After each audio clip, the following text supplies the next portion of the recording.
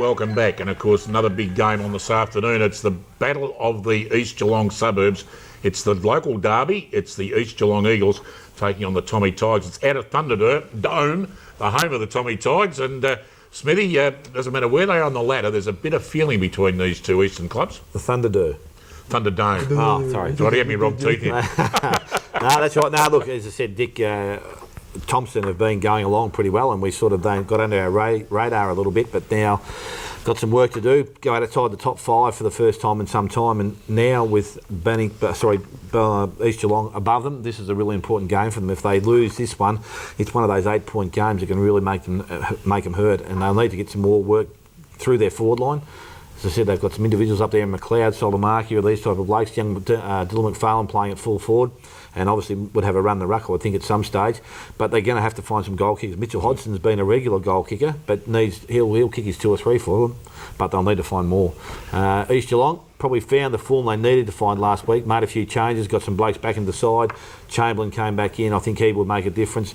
Cameron's the bloke that I want to see in there, and I'm not too sure what he played last week, but he's a good ruckman, jumps in the air and can get the ball down and give him first use. And if they get the ball in quickly to them, that's when Scroblak, those sort of blokes up forward can really do some damage, especially Kloster on the lead. He's very strong, and I expect guys like that to control the game and kick a lot of goals and a winning score for East Geelong. So while it's at Thompson, I just think that East Geelong, now that they've had that win, they might just find a little bit more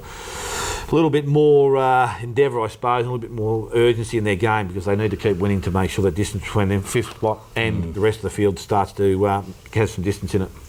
Jake, we spoke about at the start of the show that the Tommy Tigers, they've dropped out of the final 5, and we were just talking off air saying, gee, it's a long time since Tommy Tigers missed out on finals, and This is a game they must win. And I might also add that they're playing for the coveted Polly Rankin Shield, which is a very big occasion day. So can Thompson come back and get their form back? Look, I think they can. They're every chance to win today at home, but I suppose you look at the face of this game and you see we were just alluding that Thompson really can't afford to lose. East Geelong can't either. They've finally got back into that top 5, and if they want to be considered a serious contender again, these are the games that they can't afford to be dropping. And I suppose the pleasing thing for obviously we didn't see them last week, but looking at their the match report after the game is, in the best players, you had Drew Lachlan, Simon Primke, and Mark Vetter was named best on ground. They're all players who have probably been playing not as good a football as we know that they can, and they really hold that back line together. And if they can stand up like they did last week, going on those sort of factors, I suppose that they're there every chance of beating every side.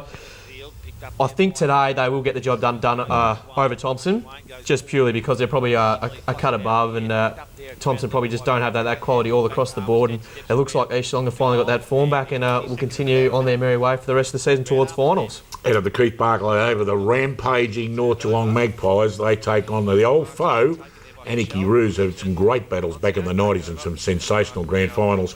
Actually 20 years since North Geelong knocked off Anarchy in that grand final in 1990 by 76 points. The big fella was there, don't you worry about that.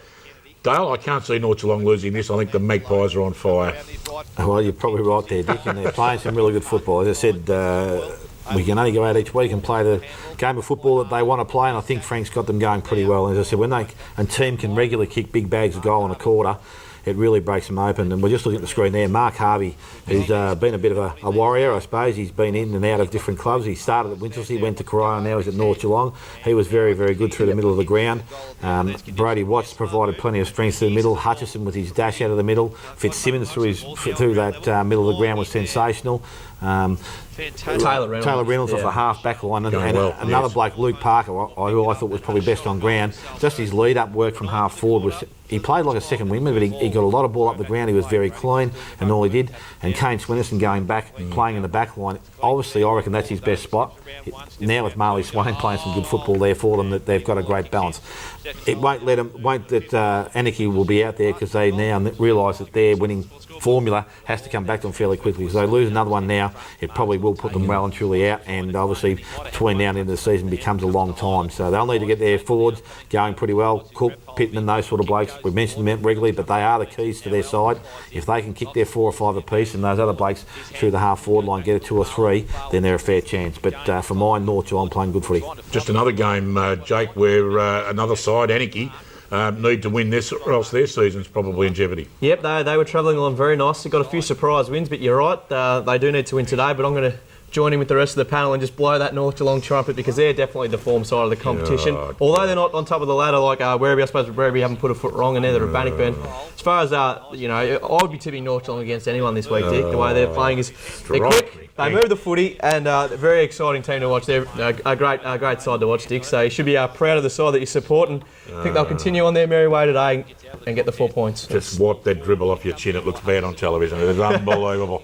Now, Werribee Central's there at home up at the Duck Pond, and Geelong West had their first win for the season. And I guess they'd feel a bit of confidence, but fancy having a bounce back now and travel up there and take on this mob.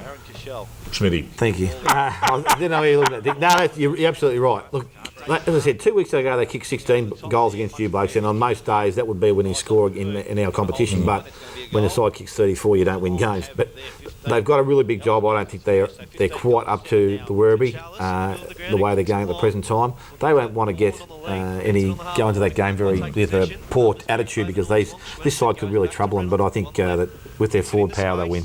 Okay, you wouldn't think West have a chance against Werribee? No, they had the big win last week, but they'll be absolutely thumped back down to earth today down at the Duck Pond. We're running out of time as per normal. Out at the Gun Club again, Winchelsea taking on Bannockburn, and another side, Jake, that have to win or else their finals could be in jeopardy.